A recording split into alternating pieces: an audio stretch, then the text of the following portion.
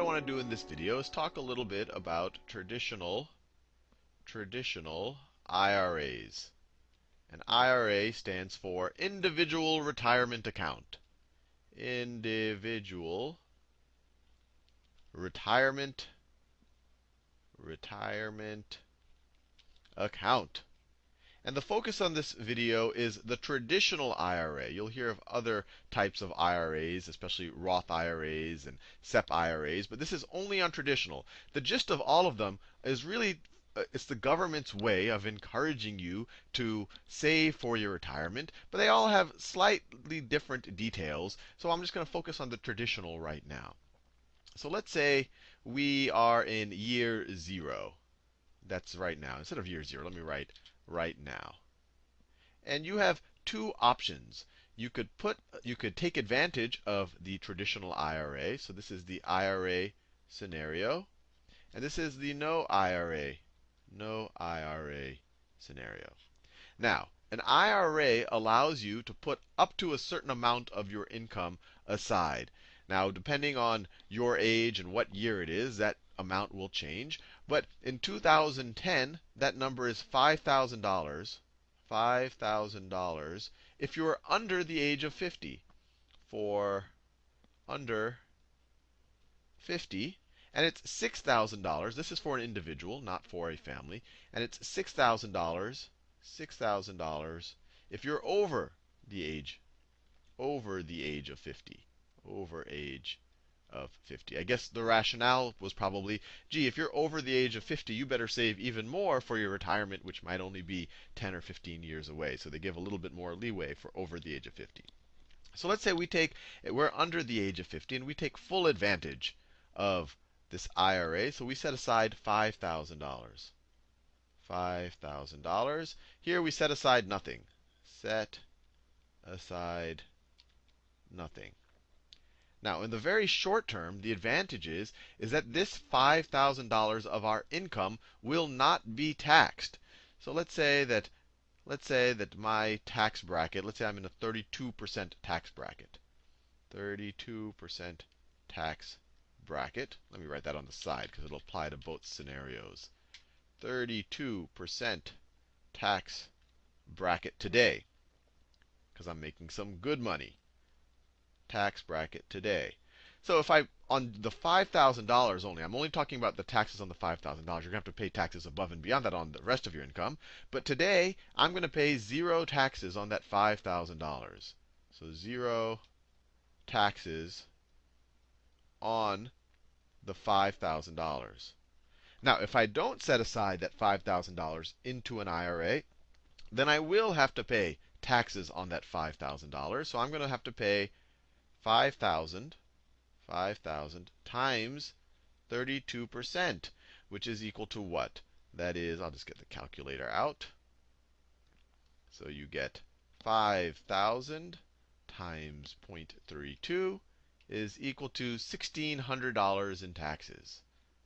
So I'm going to pay $1,600 in taxes today.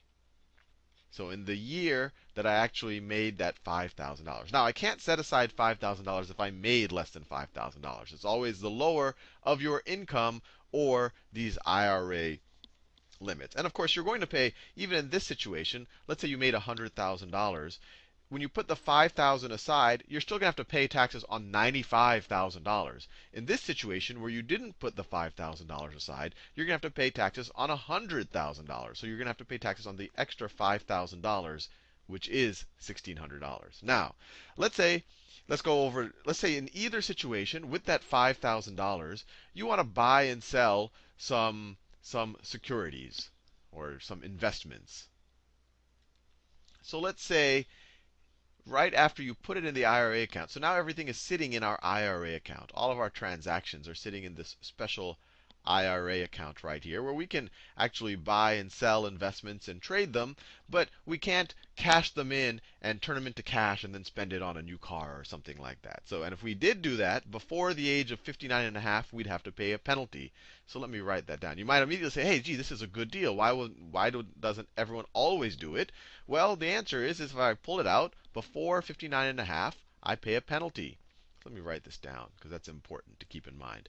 Pay penalty, penalty and taxes if if withdrawn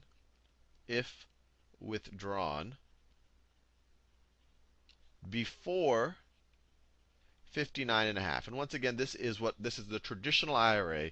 The Roth IRA, for example, is a little bit more flexible on the actual principal amount that you put into the account, but we're just dealing with the traditional. So this is the important thing to keep in mind. This is kind of the trade-off that you're giving. So the government's saying, hey, I'm giving you an incentive to put this aside, and I really want to make sure that you leave this aside until you already retire. You don't get tempted when you see a nice sports car to cash in your IRA and use it because you're going to have to pay a penalty. But as long as you don't actually withdraw it and turn it into cash, you can actually buy and sell securities within that IRA. So let's say as soon as you put that $5,000, you buy $5,000 of stock A. Here we don't have $5,000 anymore. We only have $3,400 of our original amount. So we buy $3,400 of stock A. And let's say, I don't know, 10 years in the future. So let's say in 10 years, that's going to be in either situation. In 10 years, let's say that stock A has doubled. So in 10 years, and you sell it. So now you sell it, you have $10,000 here. You have $10,000 from sale of A. It's doubled. Here it's doubled, but you only had $3,400 of stock A. So now that $3,400 is worth $6,800. So you have $6,800 from sale of A. And let's say you want to put that into another stock. So let's say you put that all into stock B, and I'm painting a very rosy picture. You can't always ensure that stocks will double. And then so you buy $10,000 in this situation, $10,000 of B, and well, I'll hold off there. So you buy $10,000 of B, and here you might say, oh, I'm going to buy $6,800 of B. But because you are not operating within an IRA account, you're going to have to pay taxes on the capital gains from this right here. So capital gains are gains made from capital investments. In this case, the capital investment is investing in stocks. And since you owned your stock for more than 1 year, you at least will only have to pay long-term capital gains, which tends to be lower than short-term capital gains. So in this situation, you made $3,400 profit. 3,400, I wrote 340,000. You made $3,400 profit. You're going to have to pay 15% capital gains times 15% times 15%. Let's get the calculator out again. So 3,400 times 0.15, it's $510. So you're going to have to pay $510. So this is $510. So you take your $6,800, pay $510 to the IRS.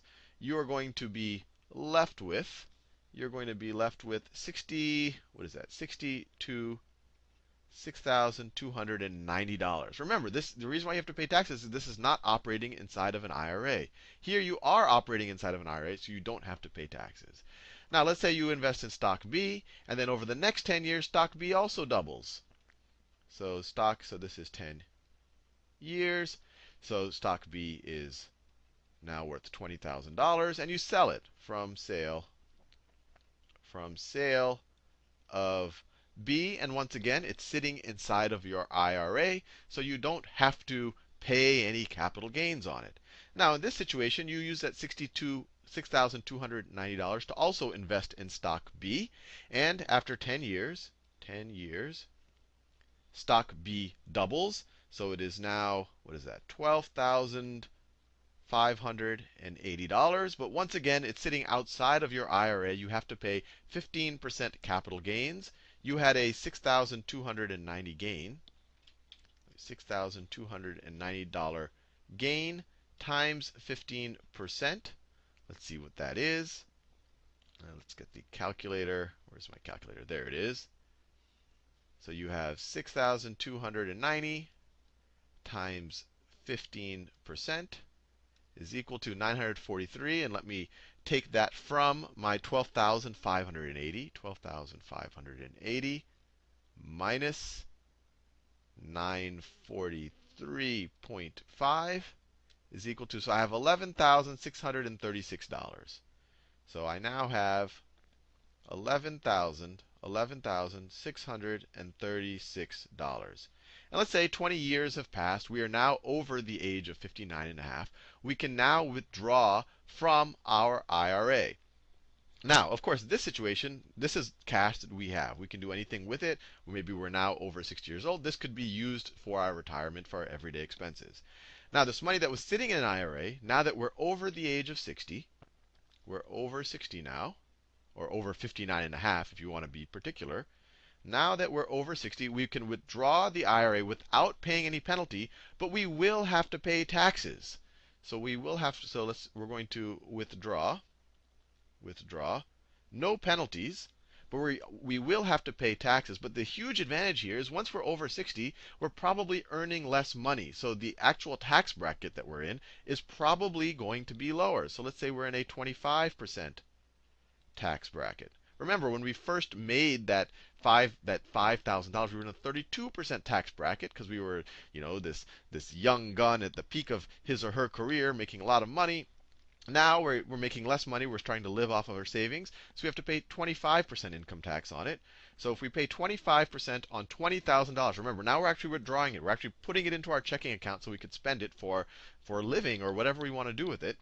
So 25% of $20,000 is equal to $5,000 in taxes. So we will be left with $15,000 to do anything that we want with it. Now, compare this. This is $15,000 versus $11,636. And everything we did was completely identical, except for over here, we took the $5,000 and invested within an IRA. Here, we took the $5,000. We had to pay taxes on it. Then we invested it in the exact same way. We actually made very good stock investments in both situations. And we ended up with a significant less amount of money. I mean, this is a 15,000 versus 11,000. That's almost a, what is that? A 30-something% difference in the total amount of money he has. And not only that, but this tax we had to pay. We don't have to pay this. This is only a situation where we have a 25% tax rate. When you're retired, you might even have a lower tax rate than that.